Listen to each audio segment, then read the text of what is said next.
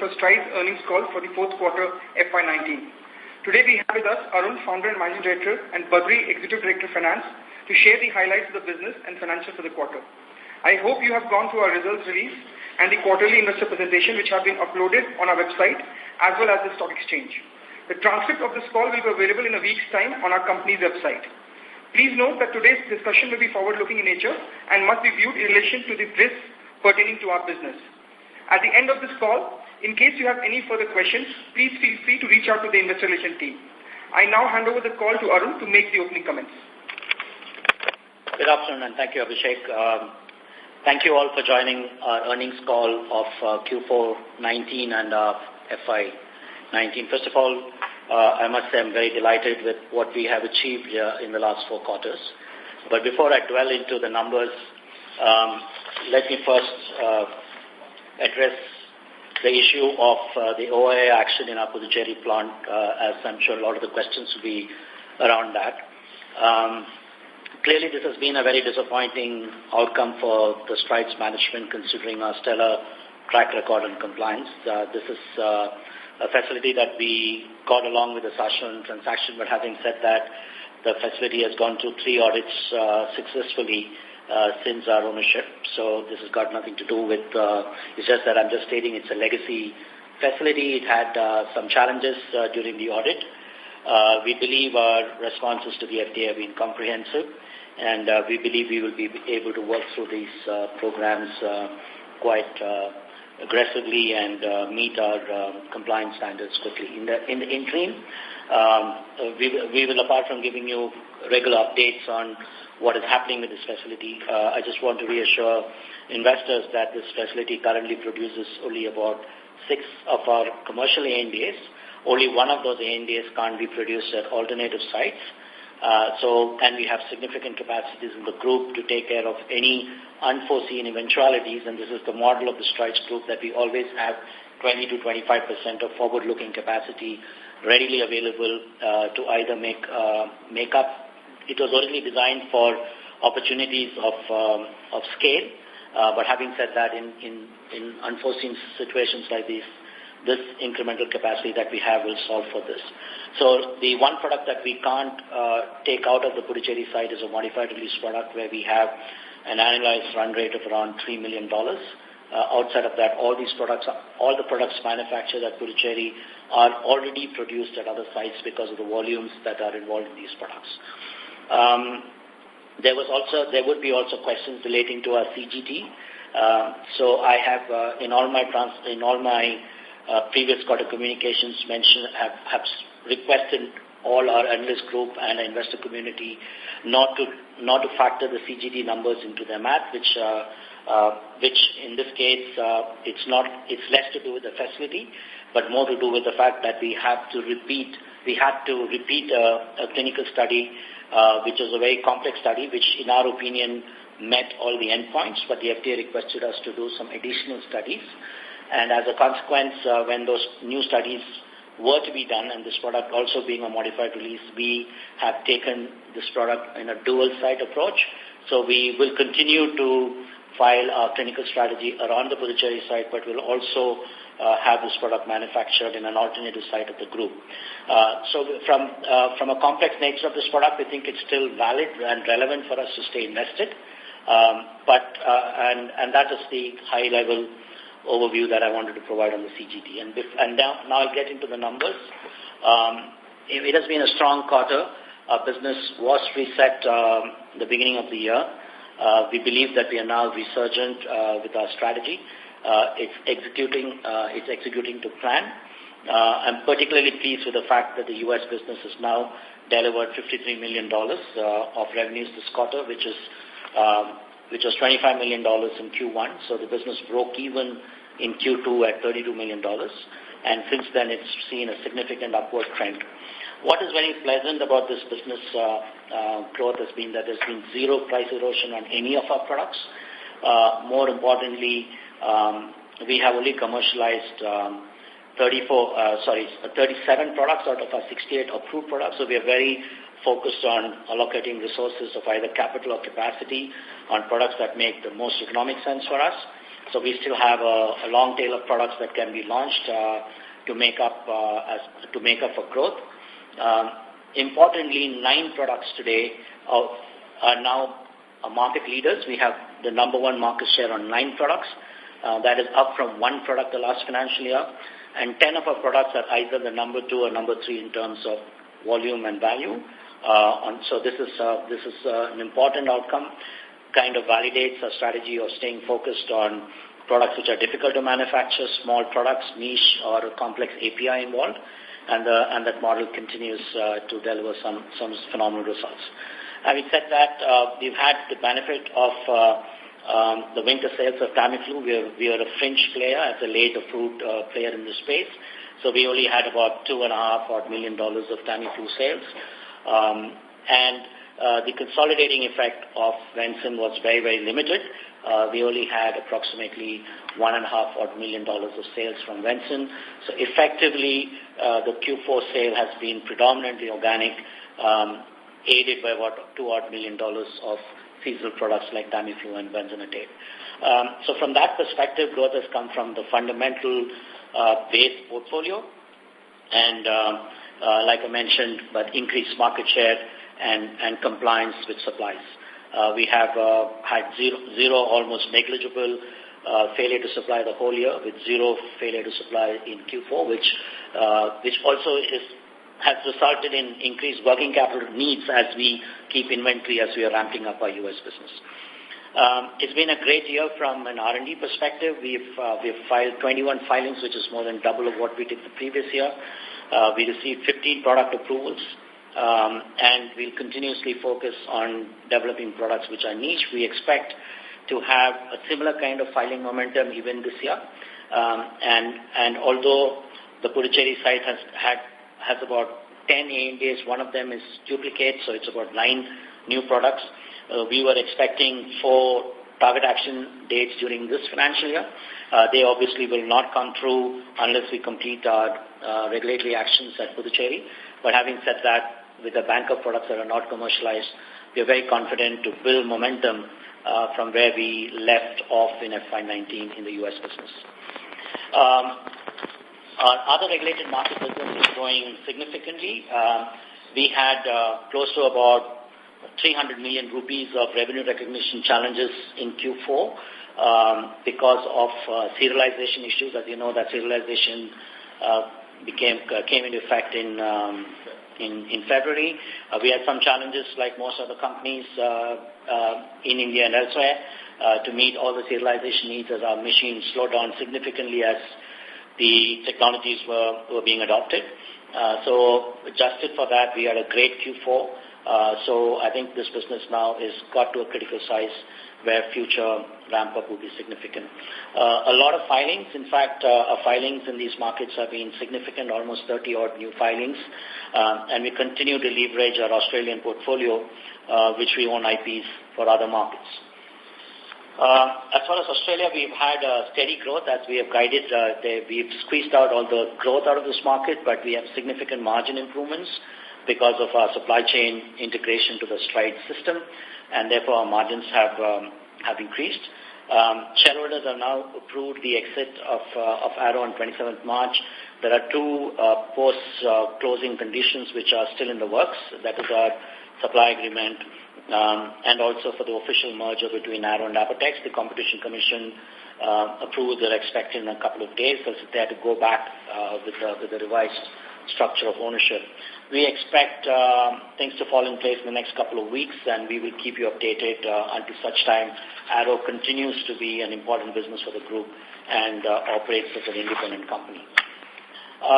Most disappointing businesses for the whole year was the emerging markets and the institutional business. I have been heavily focused on ring fencing all the tactical businesses into converting them into strategic businesses where there is forecast reliability, both on the business and also on how we conduct these businesses. We've completely cleaned up the hygiene in our brands business.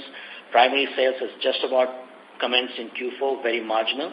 So we've taken, between these 2 businesses, we have taken a drop of approximately 500 crores in revenues, and our EBITDA on this business is in the mid single-digit numbers, which is very disappointing. But having said that, we believe all the hygiene and the course correction and right-sizing the institutional business to operate in products and portfolio which are only profitable.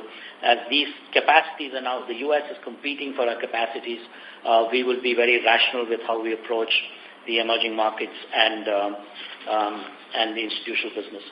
We still think the business will continue to be of the same size, but with an improved margin profile. In all, we are delighted with what we've achieved in FY19. The regulated markets now contribute almost 90% of our global revenues. Adjusted for emerging markets, post R&D, our EBITDAs are now shade about 20%, and that is after a very significant increase in R&D spend. And key challenge would be to grow it from here. We expect that to be possible, considering that we will continue to grow in some of our key markets, especially the other regulated markets and in the U.S. We have kept costs under control, both in terms of our manpower costs, but also our OPEX. And as consequently, our gross margins have improved with better pricing environment, which has flown through from gross margins has flown through to EBITDA, which is great this quarter. And we believe that we will have continued expansion on our existing portfolio in the U.S. and with new products. And then, of course, once the Australia cash comes in, the balance sheet gets significantly improved, although with our current annualized run rate and with the further improvements that we'll expect from emerging markets, we can comfortably handle the governance of our total debt as we speak. And then we believe that the rapid expansion in the U.S. and other regulated markets will more than recoup for the revenue loss in Australia when that deal is done with. In terms of an overall focus for FY20, we believe the U.S. growth will be driven by portfolio. Our other regulated markets is benefiting from a large pipeline of products that have been filed with the regulators. We expect several approvals. We see significant pricing improvements in Germany, in the UK, in the Netherlands, which is great. And, of course, our key focus this year would be to ensure the Puducherry facility comes back in shape. And the immediate global focus for the larger part of the leadership is to bring Africa's manufacturing infrastructure back to shape. And then also a recently approved, US FDA approved facility in Singapore, which is a designated facility as per the US regulations, which allows us to sell to the US government. We've already won our first contracts from Singapore, so to convert these opportunities into business would be another key focus for the company. All in all, we are very confident of, we're satisfied with what we've achieved thus far, and we're very confident of what FY20 will bring to the company and its investors. So with that, I'm open to questions. I have my colleague Badri, who will address questions related to the balance sheet or cash flows or the ratios, and I'll be more than happy to discuss and address questions related to the business and strategy. And like Abhishek said in his opening, if there are questions or calls that you'd like us to set up later, we'll be more than happy to do so, and we are available. With that, I request Abhishek to Nizam to take over and open the floor for questions. Thank you. Thank you. Ladies and gentlemen, we will now begin the question and answer session. Anyone wishing to ask a question may please press star and 1 on your touchtone telephone. If you wish to remove yourself from the question queue, you may press star and 2. Participants are requested to use handsets while asking a question. Ladies and gentlemen, we will wait for a moment while the question queue assembles. The first question is from the line of Tushar Manorani from Motilal Oswal Securities. Please go ahead. So just on this remediation of the Puducherry, any remediation cost that will be there? No. Okay. And any incremental R&D spend with respect to the repeat of the complex study? Yeah, there would be approximately $1.5 million to $2 million of incremental R&D spend, which was anyway budgeted as soon as we got news of the clinical challenges. Understood. And this recent recall on this Vivimed Life Sciences, will that come under our PNL now, or? Prior period event. It was prior to our 50% ownership also. It is just that the recall happened now and we were obliged to announce it, but it has got no impact on us. Okay, great. And just lastly, the Australia transaction taking some more time. So will the interest cost would come in for at least for a couple of more quarters, or? I don't think this is going to get extended by more than a quarter. It's just because the Competition Commission, for them, they had to accept the new terms, the new deal terms. And the commission is being only reformed after the Australian elections, which is next week. So it's just that. So we don't expect this to run for several quarters in terms of a decision. Great. Thanks a lot. Thank you. A reminder to the participants, anyone wishing to ask a question, may please press star and 1. The next question is from the line of Prakash Agarwal from Axis Capital. Please go ahead. Yeah, thanks. Good evening to all. Sir, question on the business gross margins. We have seen a very strong uptake in the US, which is typically good margins. And we've also brought in products under front end. So I'm just struggling to understand the YOY dip in gross margins. Sorry? Why is there a dip in gross margin? Yeah, so Prakash, your question is that why is there a dip in the gross margin or why there is an increase in the gross margin? No, dip, sir, from 56% to 53.5%. YOY, sir? Q4 of last year? So it's 0.2%, right? No, 280 basis points. No, I don't think the numbers are right, Prakash. Can we go offline and give you more clarification? Yeah, sure, I'll take that. Okay. And secondly, on so the timelines for doing the additional studies, would it be like 6-12 months, or is it going to be like much faster? No, it's a very complex study. It's more like a 12-month, it's more like a 12-month reset of the tag. Oh, is it? Okay. Okay, got it. Okay. And some color, if you could. Which is why, if you recall in the last transcript, I did mention that please do not consider this. No, you did, yeah.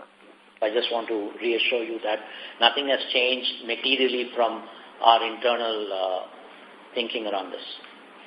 Perfect. And on Sensipar, we do have an approval. I see a couple of guys already launching at risk. What is our take on that? We'll give you an update. Only 2 of them have launched at risk. Yeah. And 2 of them follow different approaches in terms of how they have addressed the market. We have to follow one of them, but we are waiting for an important event in terms of a milestone from what we have been advised by the 20th of this month. And then we will give you an update. We have the product available to launch if the pathway is clear. Okay, and is it subject to somebody? Mr. Agarwal. So may we request that you return to the question queue for a follow-up question? There are participants waiting for their turn. Sure. Thank you. The next question is from the line of Nitin Agarwal from IDFC Securities. Please go ahead. Hi, thanks for taking my question and congratulations on a pretty solid set of numbers, sir. So on the U.S. business, I don't know, we've closed with about $50-odd million for the quarter on the organic business, as you mentioned. Now, at the current portfolio level, is this more scope to extract more value of the current set of products, or a growth next year or going forward is going to be largely driven by new launches? No, so we have only launched 37 products out of our 68 approved products. And if you look at it, we have been very calibrated in our approach in the sense that, for example, in immunosuppressants of mycophenolate and tacrolimus, we had 0 sales last year. This time, it's a very significant product. If you look at Symphony data, you'll see that we are already picking up significant market share. So we just ensure that the timing is right before we launch a product. So all the balance of the 30-odd products which are not launched have got legs as far as the marketplace. But what is interesting is also we are seeing our base 37 products also increasing in terms of market share. And in terms of, when you look through FY20, in terms of new approvals, how many tags which are there, except the Puducherry facility where you can get approvals? We should be able to get the same number of approvals, like 13 odd products. Okay, and you hope to commercialize most of them next year, or how do you see that? Well, like I said, our approach is a little different. We don't launch on day one on any product. So we will wait, and most often this strategy has worked very well for us. And we continue to monitor the market. So I don't, if your question is that, I think your question is that, is there base expansion? The answer is yes. Okay, thank you. Thank you. The next question is from the line of Kunal Randeria from Antique Stock Broking. Please go ahead. Good afternoon, and congrats for a good set of numbers. Couple of questions. So firstly, just I don't know if you can throw some light on one of the statements that you have made in the presentation, saying that 45% plus of the previously approved ANDAs have potential market opportunity given the changing market dynamics. That seems a very optimistic kind of a number. So if you can just run through some of your thoughts on this. Sorry, you said it is a very optimistic number. You're talking about the U.S.? Yes, about the U.S. So 45% of the approved ANDAs. So that seemed a tad too high. So I was just wondering if you can share your thoughts. Yeah. So like I said, what we're basically saying is that 45% of our previously approved ANDAs are potential market opportunity, which means that we are not commercializing these products, 45% of the products that are already approved. But if we take an example of the 2 products that we have launched in the last 6 months, there are many other products that have come that are now showing us the same kind of uptick. For example, ibuprofen, soft gelatin capsules, we were never launching the products. It's becoming an important product starting from next quarter. It's going to be launched 2 years after the ANDA got approved. So there are several products that we are seeing that the ANDA withdrawal effect is coming into play, or then some of the existing players have exited the market while they're focusing on other products. So that is why we believe there's value. And if you look at on the same slide, if you look at all the key front-end molecules that we are showing tracking of market share, last year none of these products, which we all had approval, had this kind of market share. Sure. Thanks for that. And just one more. You also mentioned that in a few European countries you are seeing some pricing improvement.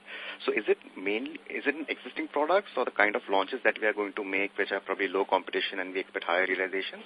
No, I think we are seeing a mirror image of the U.S. in certain specific products. We see price improvements, in some we see acute competition. So we see in older molecules the prices going up a lot more than some of the newer products. But in our case, it's a combination of new launches and existing products. Okay, right. Thanks for taking my question. Thank you. A reminder to the participants, anyone wishing to ask a question, may please press star and 1.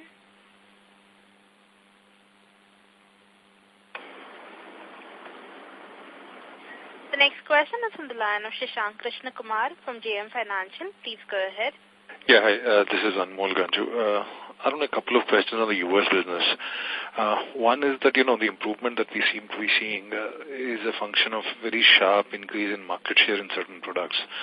As you detailed, our positioning in a lot of these products, it looked quite credible. What would you attribute this primarily to? I think supply security. The fact is that we have product when a customer needs. So supply security, getting our supply chain in place before we go and take businesses of some of the larger buyers.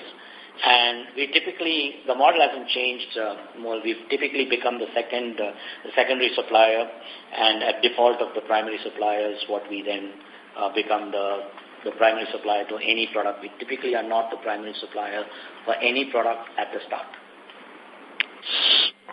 So are we beneficiaries of certain shortages in some products, or which the supply chain disruption would have caused, and how should we... Yes, we are beneficiaries of shortages, but not all. Okay. And my second question, again, on the U.S. business, I heard you on TV after your results say that, we're exiting at $200 million and, looks set for 20% growth for the U.S. On that base, so which is incremental $40 million. What I also wanted to understand was that how much of this assumption is vulnerable to, things not panning out, in a satisfactory manner at the Puducherry facility? As you work through scenarios, what is the vulnerability of this assumption, assuming things don't pan out as per plan at Puducherry? Prashant's and the lady's map on saying that will we get to a 20% growth, considering that we have grown 80% over a low base, and even on a strong Q3 we have grown almost 25% Q on Q. And now that we have reached a certain critical mass, it will be quite fair to assume that our growth will not be in the same blitzscale rate that we have had in the last 4 quarters. But clearly, 20% growth from here, in spite of Puducherry, is something that we will be able to deliver. Like I mentioned in my opening, Puducherry doesn't have an impact on supplies; it only has an impact on new products. And even if there is an adverse action, which we hope will not be the case, considering how we have proactively reacted to the situation, I am very confident that the U.S. business will get to a decent number, and you will see it panning in the next couple of quarters. Yeah. Thank you. Thanks for taking my question. That's it from my side. Thank you.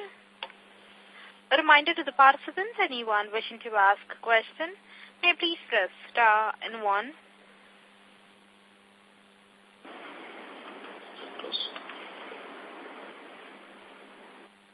Participants, if you wish to ask a question, you may please press star and 1.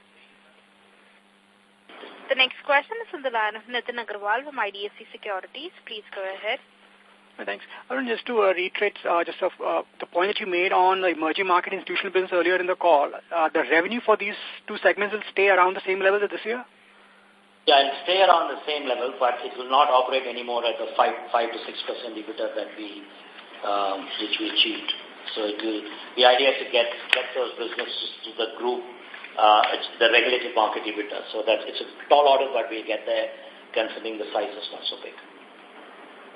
And secondly, just on the guidance bit again, on the U.S., you mentioned a 20% growth. This is organic, or this is including the Venson and Vivimed business also? It will include the Vivimed. It will include the Venson business. The Vivimed business also, yes, and that is why we are more than comfortable in telling you that. So I said, I think it'll be great if you guys just follow through our next few quarters as we ramp up our business in a more robust way. Like I said, it will not blitzscale like the way we did last year because the base was low.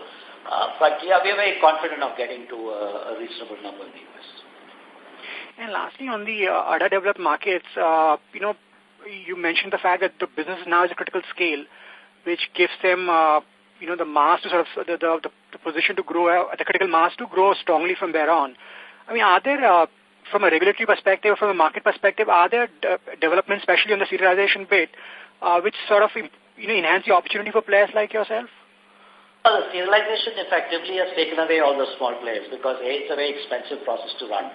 And Europe, unlike the US, is serviced a lot by fringe CMO players and small base, I won't say small time, everybody who's regulated is big time. They have smaller capacities, and therefore to make the necessary investments as a CMO does not make any sense. So we are seeing a lot of the fringe players exiting the market or asking us to put capacities or investments around it. So I think it's a good serialization will make the business more complex for smaller players, and we think it will be a good time for companies like ours who are heavily invested with both portfolio and the ability to offer products in these markets. And for us, these markets now, the strategy would be largely what Europe. The key markets for us would be the different European markets, Canada, or are we looking to add any other markets to it? So we are fully covered, Nitin. We now operate, we just did the deal in Canada. So we are in Canada, we are in South Africa, we are in UK, and we are in continental Europe. So we are now covered. We just now are not in East Europe in those markets, but we are in Germany, we are now in Netherlands, we are in the Scandinavian markets. So we are quite well diverse in those markets, and the same dossier that's going to all these markets. And we have now created a lot of capabilities around that. Okay, thank you. Thank you. Thank you. Ladies and gentlemen, that is the last question. I now hand the conference over to the management for their closing comments. So thank you all. I really appreciate your time and much. Please, like I mentioned, please feel free to contact us if you have questions anytime. Thank you and have a great weekend. Thank you. Thank you.